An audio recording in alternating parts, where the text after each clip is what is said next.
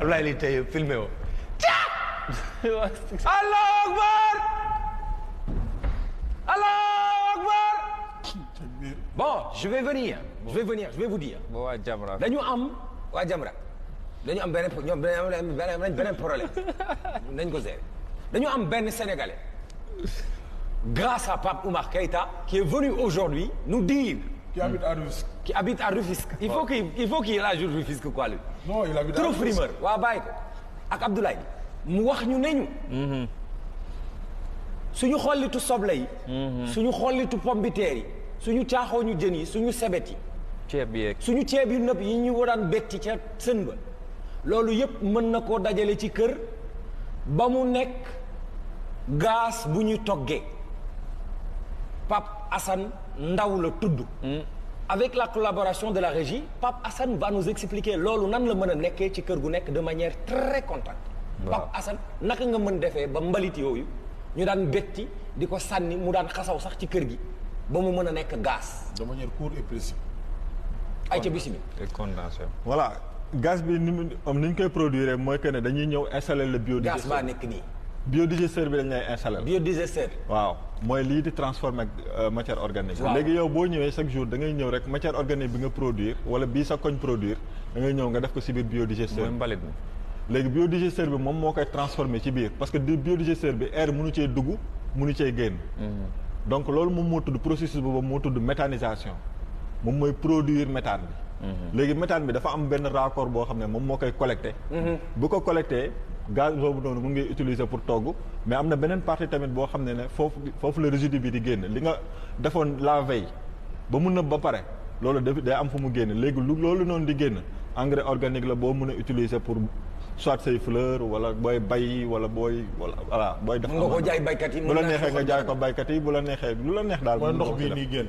mooy ndox bii nii génn nii. ndox bii di génn mooy li nga xam ne moom moo génn ci mbalit mi. waaw lii it duñ ko sànni dafay baax ci tool bi. waaw léegi yow Pape Assane ndax gaz boobu ku nekk mën na koo am ci kër ndax mbalit ñu ngi koy jël di ko sànni. waaw ndax ku nekk mën na ko am ci këram waxuma ñi dëkk ci appartement. waaw ndax nit ñi mën nañ koo am ci seen kër. nit ñi mën nañ koo am ci seen kër que ça soit ci biir Dakar que ça soit hors de Dakar lépp ça dépend ci système bi ñu lay defaral la. léegi gaz bi fii ngeen koy njatt. waaw gaz bi muy génne par jour mën naa toll ci ñaata kilo. non gaz bi mën na sac bi mën na produire 3 heures de temps de gaz. 3 day heures dem ba 4 heures nag. ba 4 heures de temps muy joxe gaz te du arrêté. te du arrêté. te loolu chaque jour mën nga ko am ci fi ngeen chaque di jour defaree mën nga gaz. am sac chaque jour mën nga am benn sac. te boobu moo si gën a ndaw bi si gën a mag da ngay am ba 3 wala 4 sacs par jour. maanaam ndekki añ reer ataaya ak yëpp. ci biir lépp mën nga ko ci def. lépp mën nga ko def ci gaz bi. lakk waaye kan mooy utiliser 4 heures de temps gaz par jour. amul xanaa loolu mooy da ngay toggaale keneen. non mais sérieusement moi j'ai envie de savoir est-ce que bu ko sénégalais bëggoon tey mën nga ko defaral. bien sûr. am na sénégalais yu bëri yu ñu ko defar ñu ko defaral tey. fii Sénégal macha allah. ci mbalit yi ñuy am ci kër gi rek. mbalit bu ñuy am ci kër gi lépp ay même warga beeg suukar bi nga togg nii sax ba pare ba mën nga ko ci sottiwaat. il s'appelle Pape Assane Ndaw mu nga dëkk Rufisque sa numéro de téléphone lan la. 77 269 25 19. su la état bu Sénégal woowoon ndax di nga ñu mën a defaral ñu am autonomisation d'électricité. parce que gaz méthane moom mooy produire électricité. waaw te ñun am nañ ay centrales yoo xam ne charbon la surtout Bargny. suñ ko mënoon a remplir ba mu nekk centrale à gaz. mooy gën a bio que centrale à charbon. c'est vrai. c'est par rapport à l'environnement est-ce que mën nga loolu. mën na nekk kay. mën ngeen ko woo ci téléphone am et je vous inviterai vraiment à faire le maximum de partage pour que cette vidéo soit virale ba Sénégalais yëpp xam ne Sénégal am nañu ay talent. attends Kirène avec Orange am na benn affaire bu ñu la jox xaaral ma ñëw.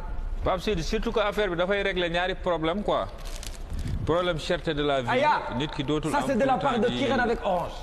dem di jënd gaz xam nga ñaareel bi problème mbalit yi nga xamante ni daf ñuy xatal ci kër yi. en tout cas daal tënkee la dëkk li ngeen di wax nii yëpp. Kirène avec Orange moo la une jox. pierre à deux coups. dis merci beaucoup à Kirène avec Orange. merci beaucoup Kirène avec Orange. chaque mercredi génie créateur bu ñu invité ñu jox ko. pañe. ba pare mbaqus. weer bi Mbaqus mooy semaine bii di ñëw la semaine prochaine incha allah dinañ tànn ci suñu ñeenti génie créateurs yi. membre du jury bi ñu ngi concerté wu pour jox kenn ki enveloppe xaalis. te jeexul mooy chaque mois Kirène avec Orange dina tànn benn entrepreneur moom it jàppale. jërëjëf Kirène avec Orange merci beaucoup. maa ci dolli lii de la part de Nescafé. wala alaaji bu ko waa 2S yëg nag. parce que boobu ba léegi ñu ngi koy. baa ma laax alaaji merci beaucoup alaaji bul ma waxal. ba jël maa ne papa ma nee na day sàcc beneen bu dee bi des. En tout cas je suis très ébahi. Je suis très fier de toi. C'est utile et dont on a besoin de ce genre de Sénégalais. Très utile. dama koy faral di wax à chaque fois dama naan ñun ku créer dara. ñu fekk si la ci. wallaay jël ko moomal ko suñu bopp ba pare ëppale la ci. waaye boo créé lu baax mën nañ koo soofantal te naan yee nice affaire bi non gars yi dañ ko war a jàppale te gars yi yow la. gars yi ça commence par nous. Papa Ma. Pape balaa ngaa tëj.